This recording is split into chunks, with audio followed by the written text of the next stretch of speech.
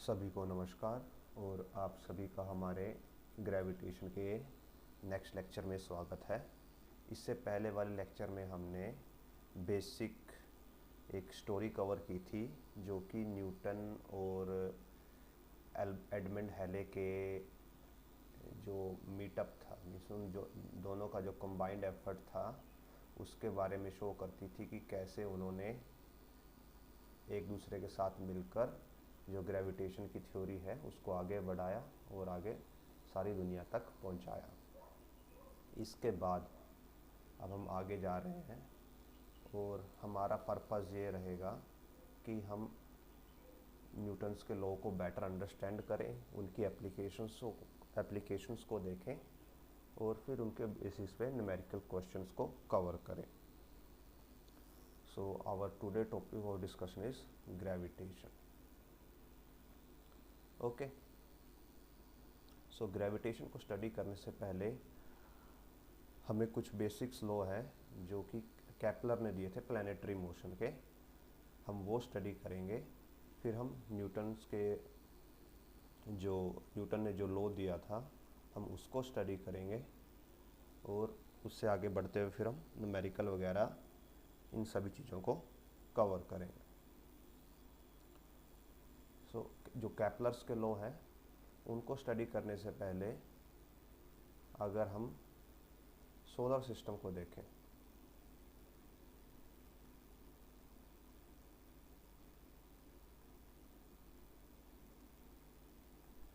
तो solar system के अंदर हमारा क्या क्या आता है। सन है, प्लैनेट्स है, एस्ट्रॉइड्स है, कोमेट्स हैं एंड इसके अलावा भी बहुत सी अननोन चीज़ें हो सकती हैं जो शायद अभी हमने डिस्कवर ना की हो, but most of the time यही होता है। यहाँ पे हम बात कर रहे हैं सिर्फ सन एंड प्लैनेट्स की।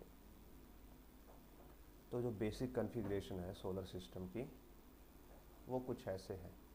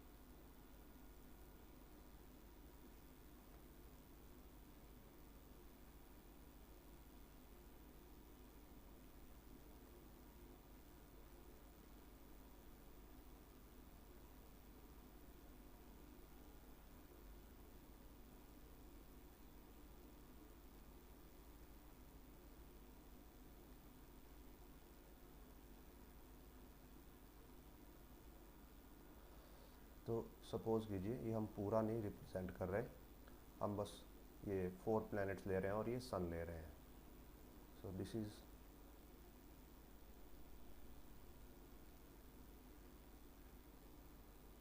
इज सन, ये सपोज मरकरी है, ये वीनस है, ये मार्स है और ये सपोज अर्थ है। तो जो प्लैनेट्स हैं वो सन के अराउंड ऑर्बिट्स में घूमते हैं। अब आप देखोगे कि जो मरकरी की यहाँ पे ऑर्बिट है वो कुछ आपको सर्कुलर दिख रही है, वीनस वाली थोड़ी सर्कुलर दिख रही है, ये फिर मार्स है जो इसको हम MA लिख लेते हैं। जो मार्स की ऑर्बिट है ये थोड़ी स्ट्रेच्ड है, यहाँ से देखिए यहाँ से थोड़ा स्ट्रेच्ड है और यहाँ से डिस्टेंस कम है। ऐसे आप अर्थ की देखेंगे तो वो भी आपको थोड़ी सी स्ट्रेच लग रही है। सो जो एक्चुअल ऑर्बिट्स हैं we think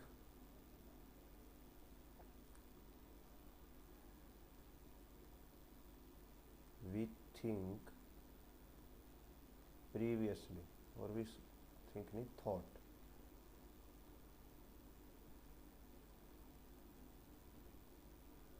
that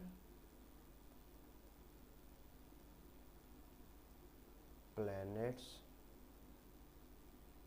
revolves around sun in circular orbits.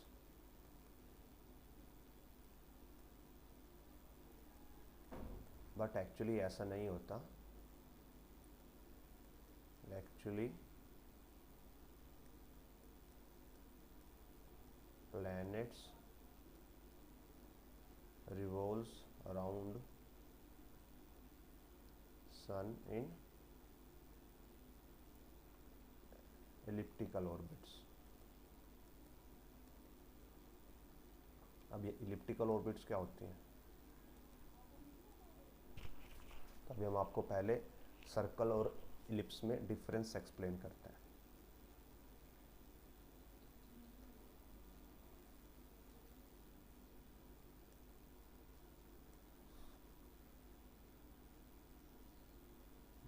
Let's change the color.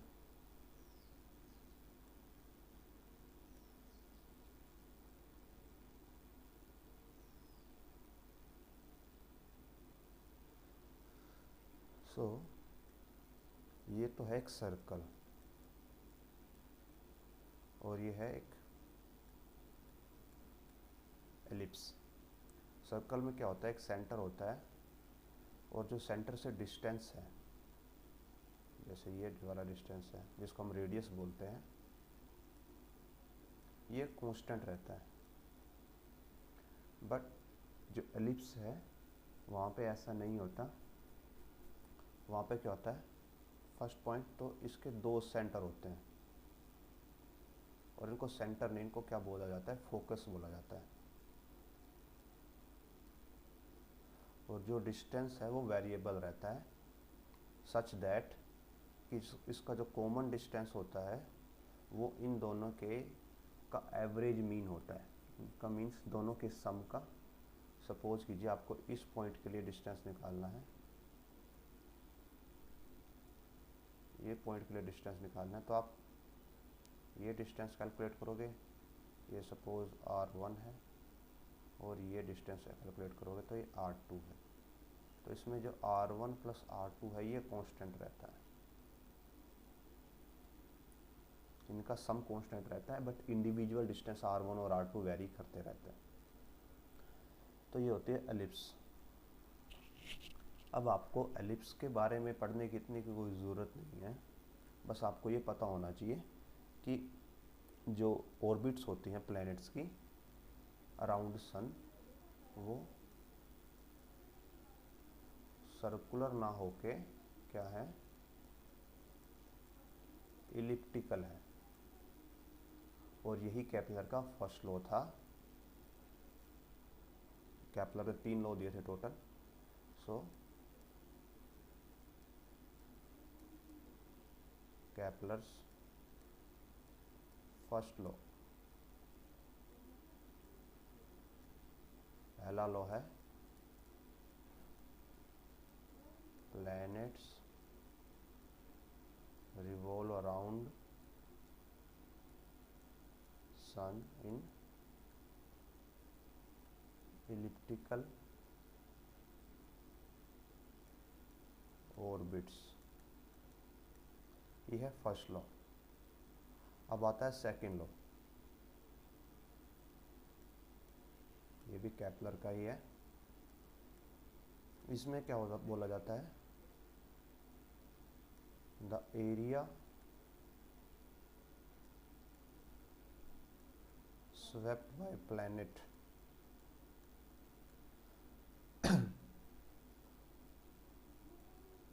during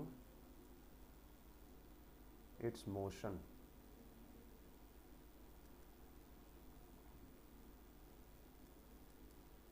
in constant time is constant. अब इसका मीनिंग क्या होगा, तो आपको इसका मीनिंग समझाते हैं डायग्रामेटिकली। तो सपोज कीजिए कि ये है सन और ये कोई प्लैनेट रिवॉल्व कर रहा है इसके अराउंड, ठीक है। अब हमने क्या किया है, टाइम को फिक्स कर दिया। Suppose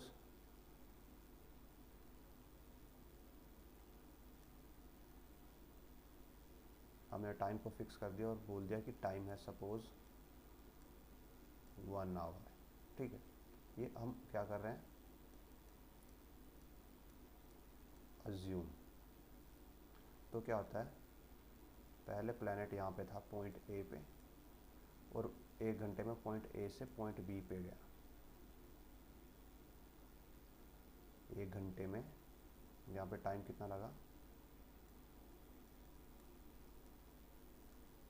1 our. फिर यहाँ पे कहीं पे पॉइंट सी पे है प्लैनेट,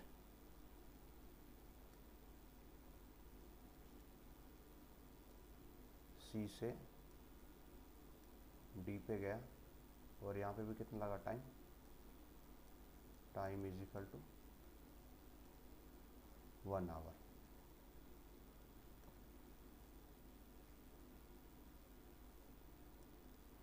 सो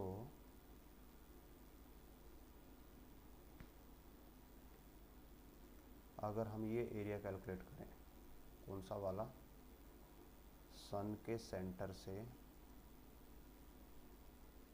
ये दोनों को पॉइंट मिलाने वाला,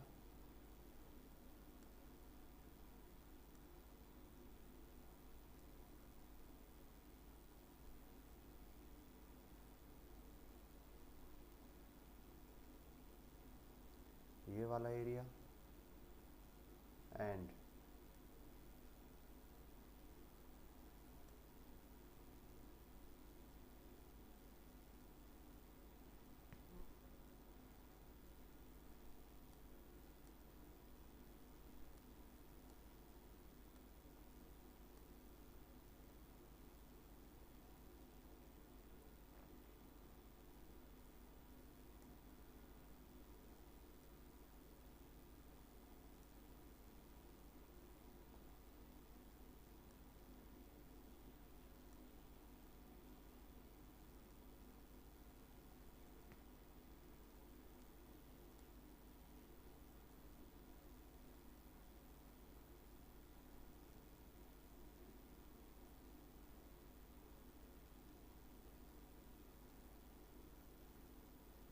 ये वाला एरिया। सो यहाँ पे हमारे पास 2 टाइप के एरिया हैं। नंबर 1 कौन सा है, green area,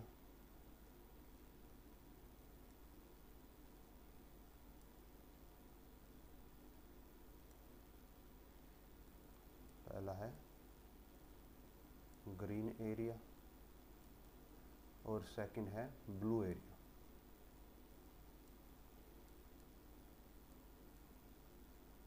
so second law क्या बोलता है, दैट जो ग्रीन एरिया है वो ब्लू एरिया के इक्वल रहेगा, provided given that time is equal, कि अगर दोनों एरिया को कवर करने वाला टाइम इक्वल है तो दोनों एरिया इक्वल होंगे। अब इससे निकल के क्या आता है, इससे निकल के क्या आता है, जो निकल के आता है, जो इसका मैथमेटिकल फॉर्मूला है कि यहाँ पे हम लिख करते हैं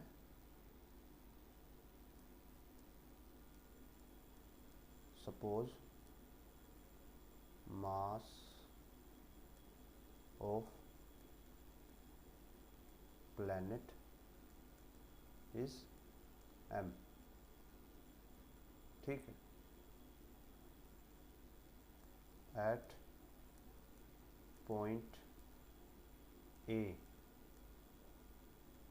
velocity is va and distance is ra। तो इस पॉइंट पे जो वेलोसिटी है वो तो वी ए है, जो डिस्टेंस है वो है आर ए, यहाँ पे डिस्टेंस है आर बी, यहाँ पे डिस्टेंस है आर सी, यहाँ पे डिस्टेंस है आर डी, यहाँ पे वेलोसिटी है वी बी, यहाँ पे वी सी और यहाँ पे वी डी। तो निकल के क्या आता है इस फॉर्मूले से कि mass of planet m into velocity of A R A is equal to mass of planet V B R B mass of planet V C R C mass of planet V D R D. तो second law से आप ये निकाल सकते हैं और इसको law of equal area भी बोलते हैं। जो सेकंड लॉ है इसको बोलते हैं लॉ ऑफ इक्वल एरिया और law of equal areal velocity. इसका क्वेश्चन कैसे आता है न्यूमेरिकल कि आपको दे दिया जाएगा कि ए पॉइंट पे वेलोसिटी गिवन है, डिस्टेंस गिवन है, बी पॉइंट का आपको डिस्टेंस गिवन होगा, वेलोसिटी निकालनी होगी, या बी पॉइंट का आपको वेलोसिटी गिवन होगी तो डिस्टेंस निकालना होगा। तो आप ये फॉर्मूले का यूज़ कर सकते हो। यहाँ पे नॉर्मली मास कैंसिल हो जाता है तो वेलोसिटी इनटू डिस्टेंस का प्रोडक्ट कांस्टेंट रहता है, और ये सिंगल प्लैनेट के लिए है, मीन्स मल्टीपल प्लैनेट्स के लिए लगाएंगे तो वहाँ पे एप्लीकेबल नहीं होगा, एक सिंगल प्लैनेट के लिए है। और ये जो हमारा है ये सन था, यहाँ पे हम सोलर सिस्टम की ही बात कर रहे हैं। अब हम इससे आगे बढ़ते हैं और जो हमारा थर्ड लॉ है, हम थर्ड लॉ की तरफ जाते हैं।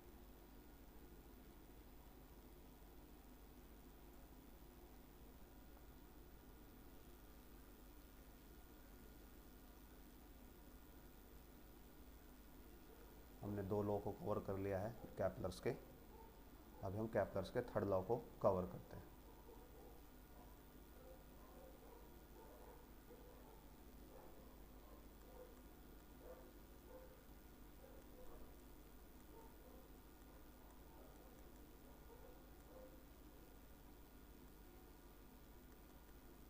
थर्ड लॉ क्या बोलता है, the time of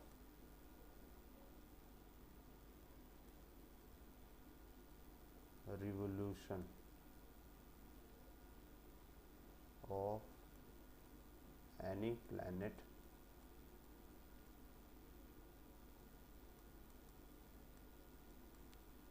is directly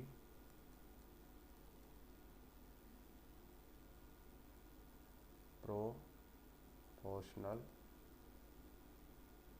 to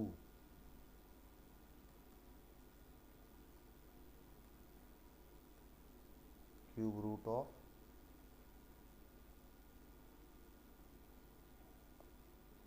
length of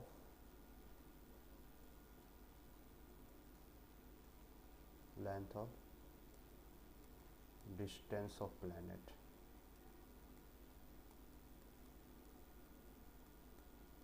from sun, means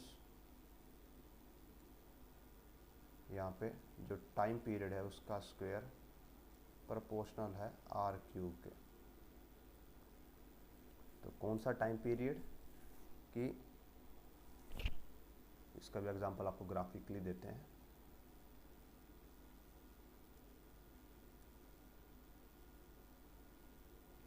suppose ये सन है और ये कोई प्लैनेट उसके अराउंड रिवॉल्व कर रहा है,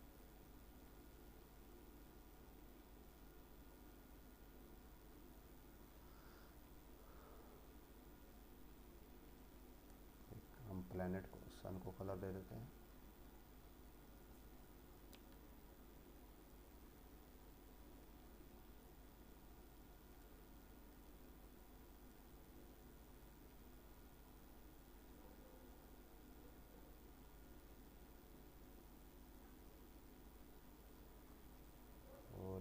planet.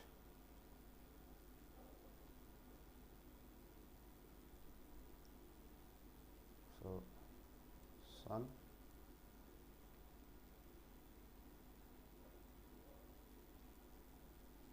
and this is planet. तो इस planet का एवरेज डिस्टेंस, हम किसकी बात कर रहे हैं? एवरेज डिस्टेंस की बात कर रहे हैं, यहाँ से लेके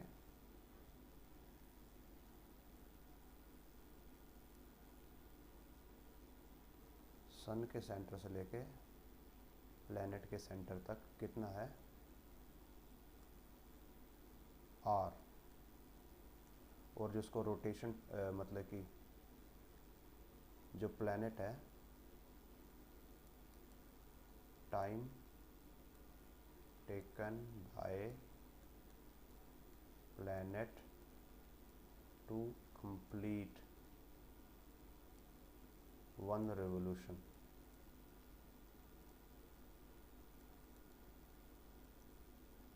around sun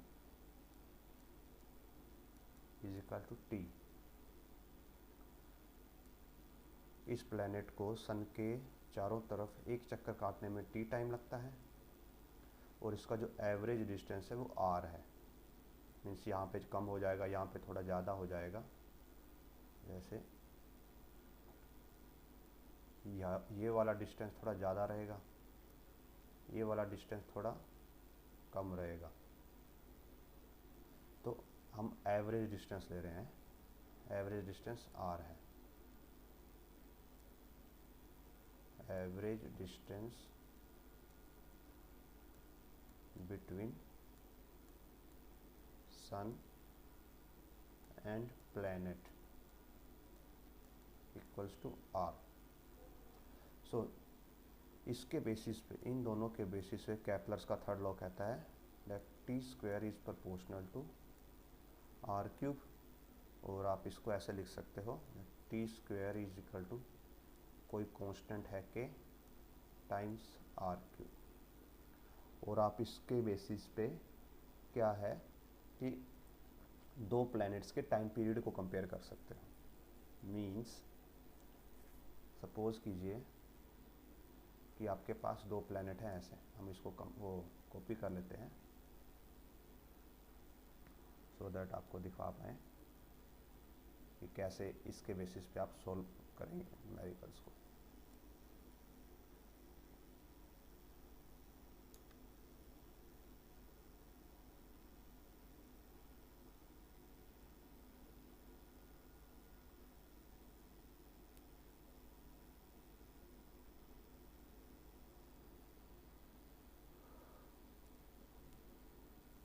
so this is, ये है हमारा प्लैनेट 1, इसका डिस्टेंस है r1। अभी क्या करती है, सपोज एक और प्लैनेट आ जाता है हमारे पास,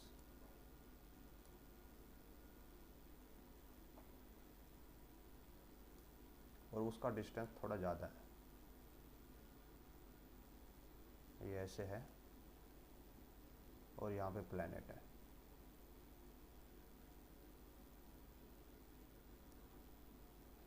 और इसका डिस्टेंस सन से है सपोज r2, ये है डिस्टेंस है r2, और ये है प्लैनेट 2। इसके प्लैनेट 1 के लिए जो टाइम है वो है t1, और प्लैनेट 2 के लिए जो टाइम है वो है t2। तो आप क्या राइट कर सकते हो दोनों प्लैनेट्स के लिए, दैट t1 का square is some constant, constant को हमने k बोल दिया, इज प्रोपोर्शनल टू r1 का cube.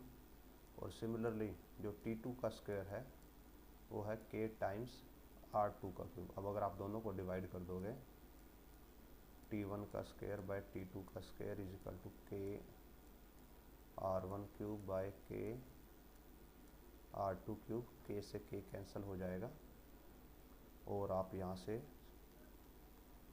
t1 bye t2 whole square को लिख सकते हो r1 बाय r2 क्यूब।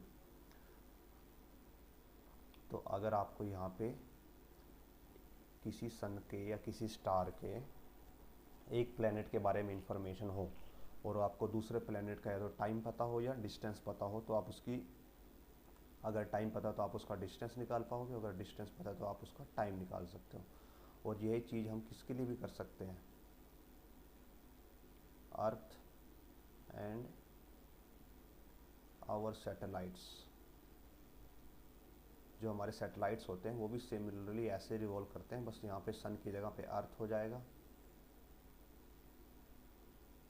और ये हमारे सैटेलाइट्स हो जाएंगे।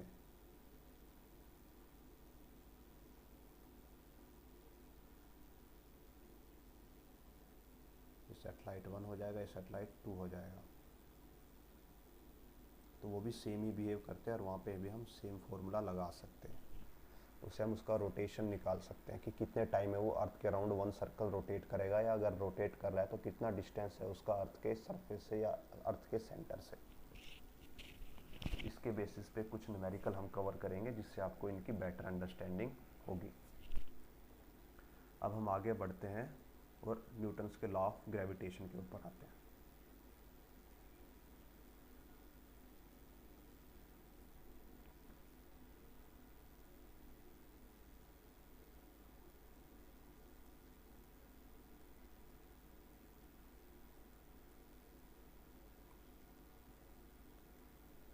तो आपने आपकी डेली लाइफ में फॉलिंग ऑब्जेक्ट्स को देखा होगा।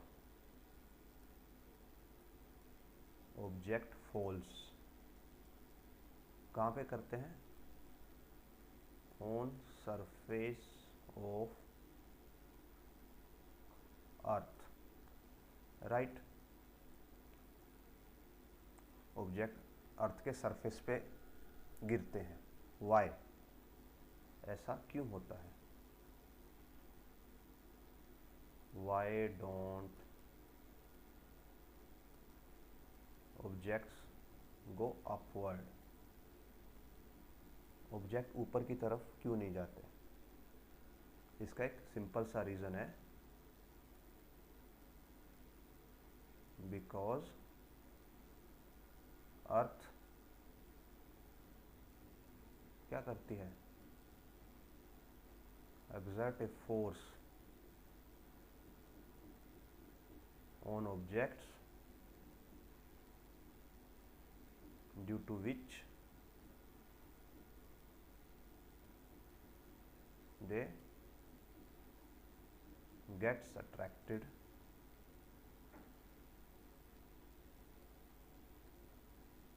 towards earth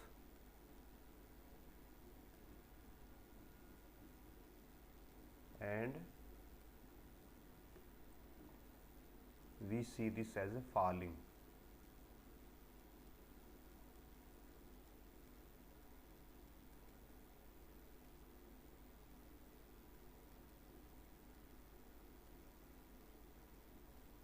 Toward earth means अर्थ है जो ऑब्जेक्ट के ऊपर फोर्स लगाती है, जिससे ऑब्जेक्ट अर्थ की तरफ अट्रैक्ट होता है और हमें ऐसा लगता है कि ऑब्जेक्ट अर्थ के ऊपर फॉल कर रहा है, जबकि वो नियर ओनली क्या है, अट्रैक्शन फोर्स है। और इस फोर्स को क्या बोलते हैं,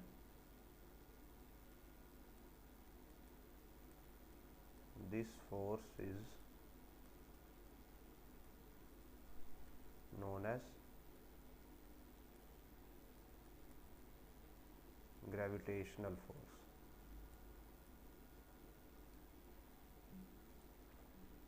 मीन्स क्या होता है कि सपोज ये सरफेस है, earth surface,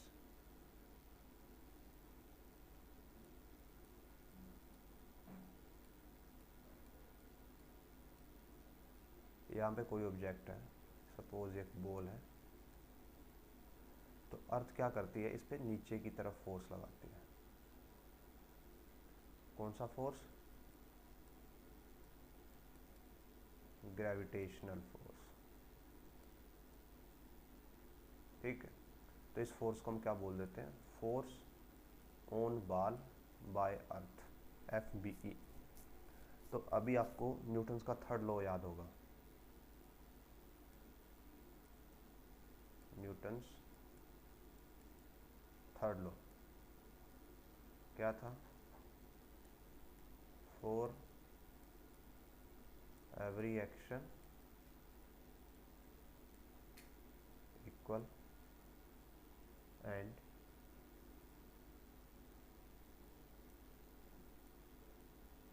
opposite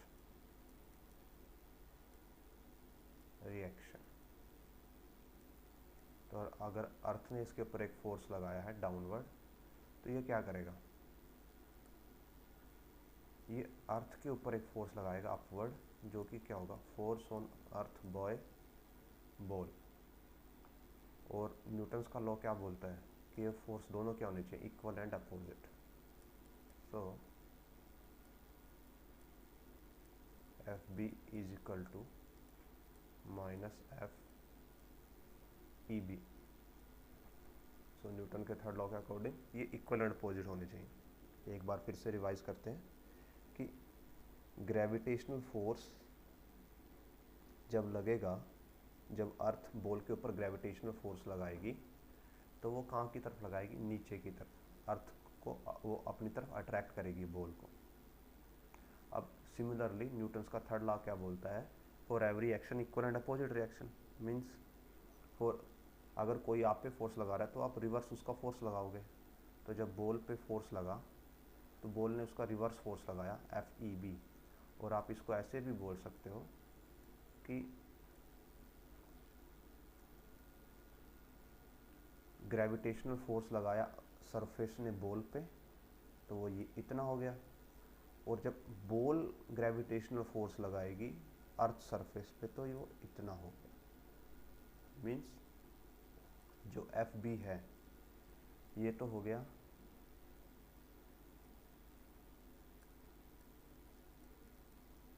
gravitational force by earth on ball. और जो ये हो गया EB, ये हो गया gravitational force by ball on earth. अब ये के दोनों क्या हैं? इक्वल हैं एंड अपोजिट है, राइट। अब अगर हम सिर्फ किसको देखें? सरफेस को देखें। सिर्फ हम सरफेस को देखते हैं।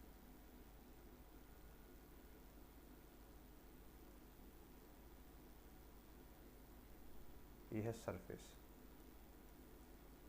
तो इस पे कौन सा फोर्स लग रहा है?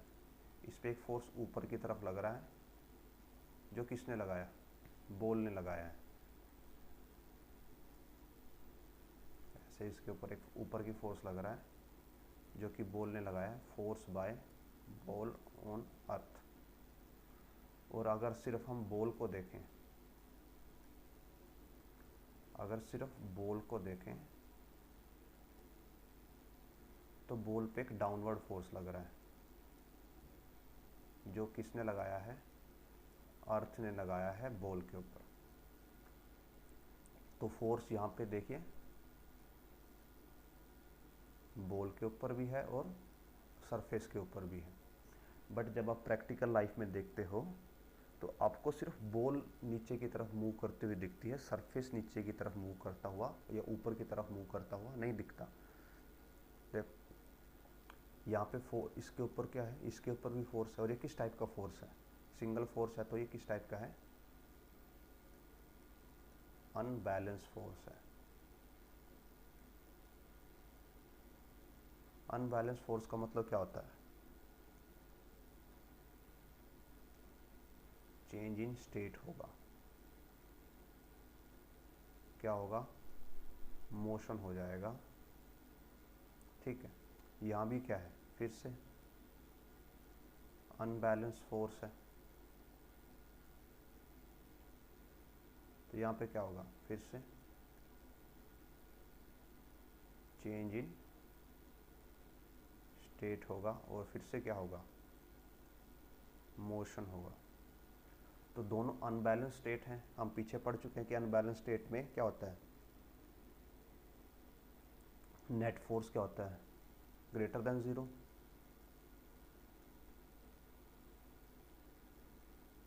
और उससे स्टेट में चेंज आता है। बट हमें सिर्फ बॉल की स्टेट में चेंज दिखता है, मीन्स सिर्फ बॉल नीचे आते हुए दिखती है, ग्राउंड ऊपर जाते हुए नहीं दिखता। तो हमें ये रीज़न एक्सप्लेन करना है कि ऐसा क्यों होता है। तो उसका रीज़न आप यहाँ से निकाल सकते हो कि when a body moves,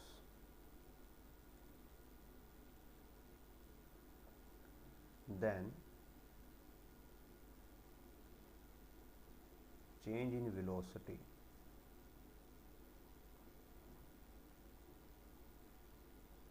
depend upon acceleration। Velocity में कितना चेंज आएगा वो एक्सेलरेशन पे डिपेंड करता है, बिकॉज एक्सेलरेशन क्या होता है, change in velocity by time, delta means change. तो वो एक्सेलरेशन पे डिपेंड करता है। और अगर हमारे पास कोई फोर्स है, फोर्स होता है मास टाइम एक्सेलरेशन, और यहाँ से आप निकाल सकते हो कि एक्सेलरेशन का फॉर्मूला हो जाता है फोर्स बाय मास। तो यहाँ से आप बोल सकते हो that acceleration depends inversely on mass, means अगर मास ज़्यादा है तो एक्सेलरेशन कम होगा, मास कम है तो एक्सेलरेशन ज़्यादा होगा। और इसी को अगर हम वेलोसिटी से रिलेट करके फर्दर एक्सटेंड करें, अगर मास ज़्यादा है तो एक्सेलरेशन कम होगा, और अगर एक्सेलरेशन कम है तो वेलोसिटी भी कम होगी। अगर मास कम है तो एक्सेलरेशन ज़्यादा होगा, और अगर एक्सेलरेशन ज़्यादा है तो वेलोसिटी भी ज़्यादा होगी। और ये मास ज़्यादा वाला केस कौन सा है, सरफेस ऑफ अर्थ। अर्थ के सरफेस का मास बहुत ज़्यादा है, उसका मास बहुत ज़्यादा तो एक्सेलरेशन बहुत कम है, तो वेलोसिटी बहुत कम है, इसलिए हम उस वेलोसिटी को फील ही नहीं कर पाते। जबकि बॉल का मास अर्थ के मास के कंपैरिजन में बहुत कम है, तो उसका एक्सेलरेशन ज़्यादा हो जाता है और वेलोसिटी ज़्यादा हो जाती है। तो ये हो जाता है बॉल का केस। इसलिए हमें जो बॉल है वो मूव करती हुई दिखाई देती है, और अर्थ का जो सरफेस है वो मूव करता हुआ नहीं दिखाई देता। तो इतना बेसिक अंडरस्टैंडिंग आपने कर लिया कि जो फोर्स ऑफ ग्रेविटेशन है वो दो ऑब्जेक्ट्स के बीच में लगता है, अर्थ के बीच में और कोई और ऑब्जेक्ट है उसके बीच में लगता है।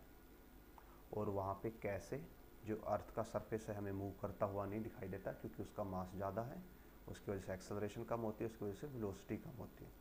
और जो कोई बॉल है या कोई अदर ऑब्जेक्ट है जो अर्थ के मास के बराबर नहीं है, तो वो उसका मास कम है, एक्सेलरेशन ज़्यादा हो जाता है और वेलोसिटी ज़्यादा हो जाती है।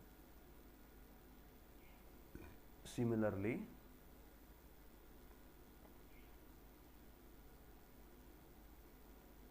this is applicable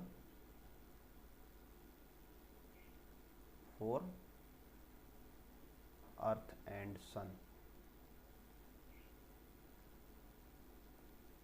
इस केस में क्या हो जाता है, तो जो मास ऑफ सन है वो बहुत ज़्यादा है अर्थ के कंपैरिजन में, तो जो एक्सेलरेशन ऑफ सन होगी वो बहुत कम होगी, और उससे वेलोसिटी ऑफ सन भी स्मॉल हो जाएगी।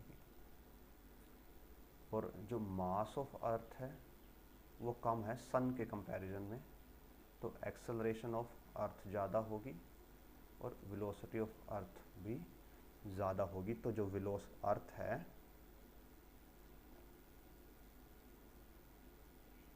Earth will move toward sun.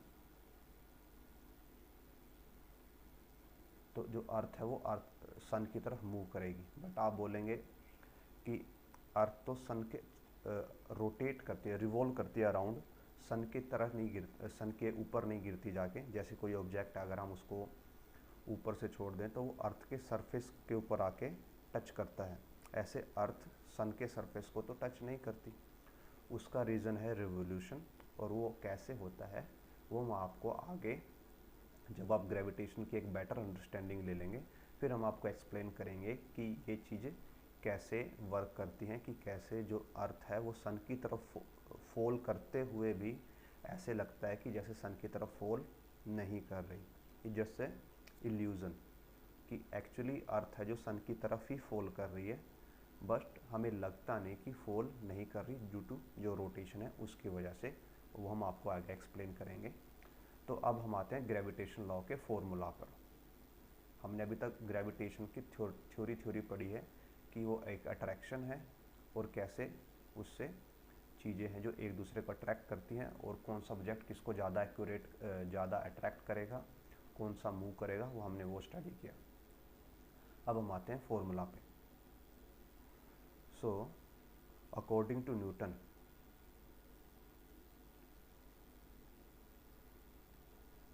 First thing is gravitational force is universal, means gravitational force पूरे यूनिवर्स में हर जगह लगता है। और ये किस पे डिपेंड करता है?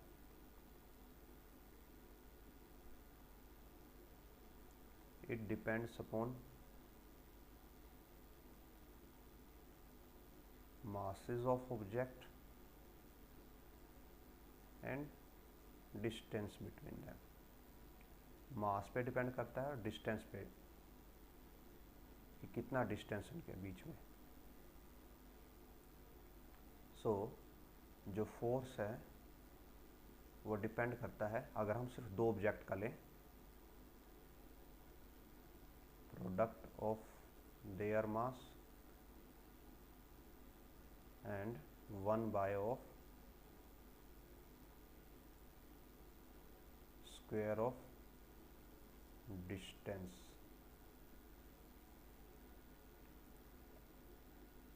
अभी आपको एक एग्जांपल लेके दिखाते हैं कि कैसे ये वर्कआउट करता है।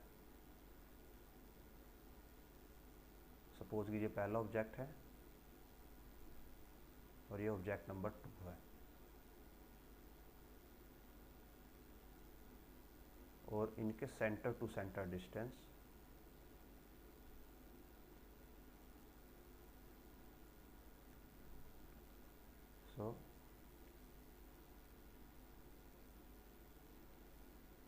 इस ऑब्जेक्ट का मास है कैपिटल M, इस ऑब्जेक्ट का मास है स्मॉल m, और जो इनके बीच का डिस्टेंस है वो है d। इसको बोल दिया हमने ऑब्जेक्ट A, इसको बोल दिया ऑब्जेक्ट B। तो जो फोर्स है वो डिपेंड करता है दोनों के मासेस के प्रोडक्ट पे, means m into small m, और डिपेंड करता है जो इनके बीच का डिस्टेंस है उसके स्क्वायर के इनवर्स पे। तो आप यहाँ से लिख सकते हो कि जो फोर्स है वो डिपेंड करता है इस क्वांटिटी पे, और जो बीच में ये वाला सिंबल है ये दिखाता है प्रोपोर्शनैलिटी।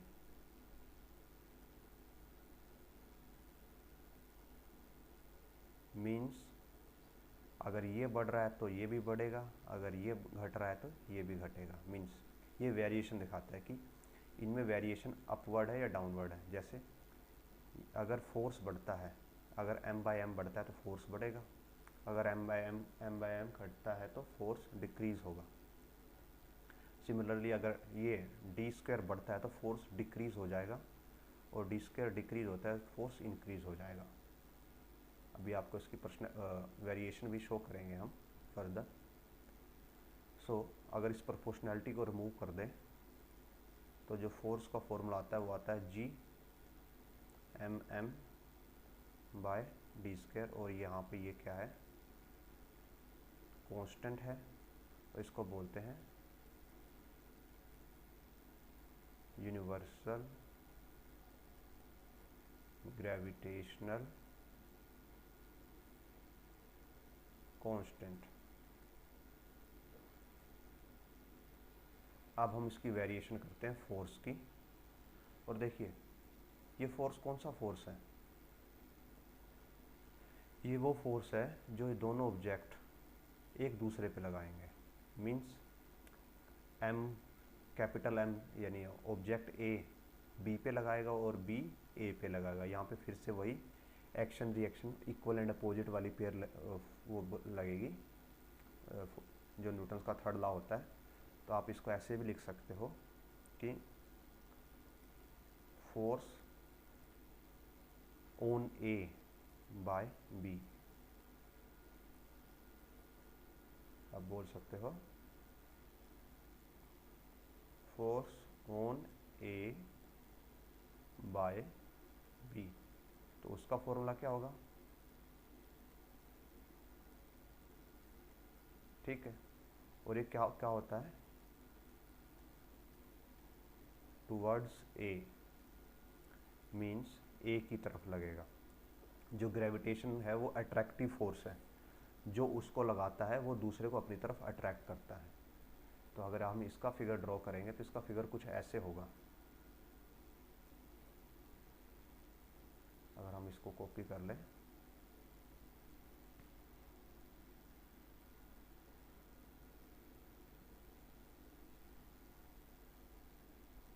तो यहाँ पे जो फोर्स होगा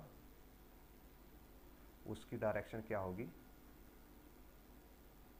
फोर्स की डायरेक्शन होगी ये ए की तरफ, और ये होगा कौन सा force, F A B.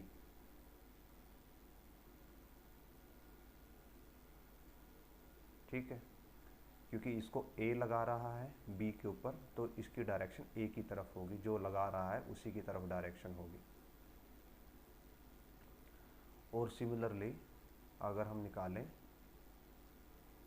F B ए, तो ये हो जाएगा force on B by A. इसका फॉर्मूला भी सेम रहेगा, G M M by D square. बस इसकी डायरेक्शन बदल जाएगी, क्योंकि इसको कौन लगा रहा है, सॉरी यहाँ पे हमने डायरेक्शन को गलत कर दिया। ये force on A by B है, इसको लगाने वाला बी है, तो इसकी डायरेक्शन यहाँ पे होगी टुवर्ड्स बी। और इसको हम रब करते हैं, यहाँ पे इसका वो बदल जाएगा, लगाने वाला बी है तो डायरेक्शन बी की तरफ होगी।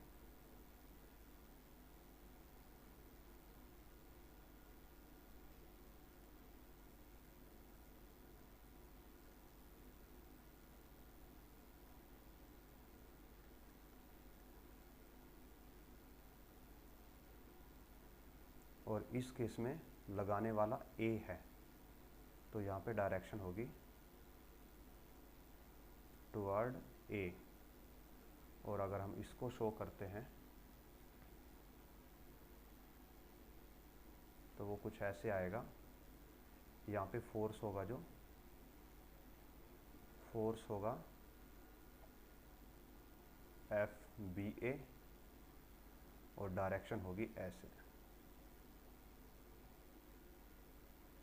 ए के तरफ। तो यहाँ से देखिए जो न्यूटन का थर्ड लॉ है वो भी सेटिस्फाई होता है, इक्वल एंड अपोजिट रिएक्शन। दोनों हैं जो अमाउंट में इक्वल हैं, दोनों का फॉर्मूला सेम है, बस डायरेक्शन बदल जा रही है टुवर्ड बी और टुवर्ड ए। और डायरेक्शन ऑलवेज किसकी तरफ होगी, जो लगा रहा है फोर्स को, जिस पे लग रहा है उसकी तरफ नहीं, जो लगा रहा है, बाय है जो, यहाँ पे बी लगा रहा है तो बी की तरफ डायरेक्शन है, यहाँ पे ए लगा रहा है तो ए की तरफ डायरेक्शन है, और ऑलवेज इक्वल एंड अपोजिट रहेगा।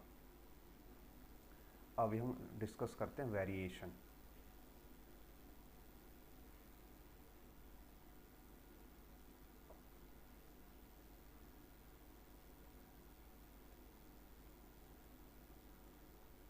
Variation of gravitational force.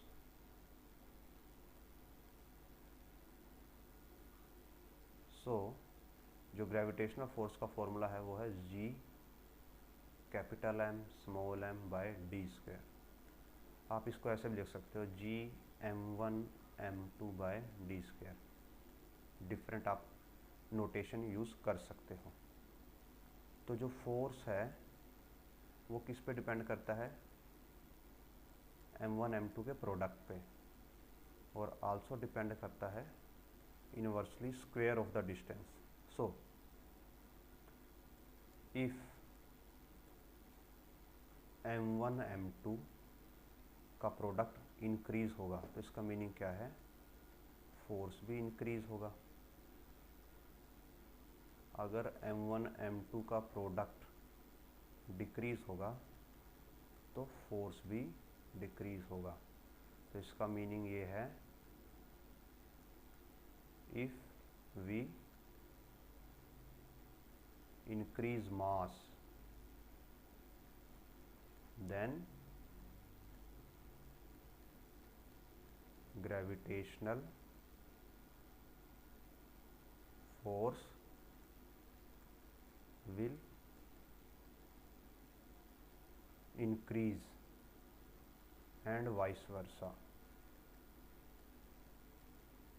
अगर आप मास बढ़ाओगे, इन शेल में आप नटशेल में ये लिख सकते हो कि अगर मास इंक्रीज होता है तो ग्रेविटेशनल फोर्स बढ़ेगा, अगर मास डिक्रीज होता है तो ग्रेविटेशनल फोर्स डिक्रीज होगा। और अब आते हैं डिस्टेंस पे। अब डिस्टेंस के केस में 1/, का रिलेशन है, इनवर्स रिलेशन है। सो अगर डिस्टेंस बढ़ता है तो इसका मीनिंग है कि फोर्स डिक्रीज होगा, और अगर डिस्टेंस कम होता है तो इसका मीनिंग है कि फोर्स इंक्रीज होगा। मीन्स इससे आप लिख सकते हो ऑब्जेक्ट्स विच आर क्लोजर, जो ऑब्जेक्ट एक दूसरे के पास हैं, they will exert more force than objects which are far away। Means जो ऑब्जेक्ट एक दूसरे के पास होंगे वो एक दूसरे पे ज़्यादा फोर्स लगाएंगे, और जो ऑब्जेक्ट एक दूसरे से दूर होंगे वो एक दूसरे पे कम फोर्स लगाएंगे। और एंड एज यूजुअल जो ग्रेविटेशनल फोर्स है वो है तो एक फोर्स ही, तो इसकी यूनिट क्या होगी, यूनिट होगी न्यूटन, जो आइजक न्यूटन को सम्मान देने के लिए ही उनके नाम पे रखी गई है।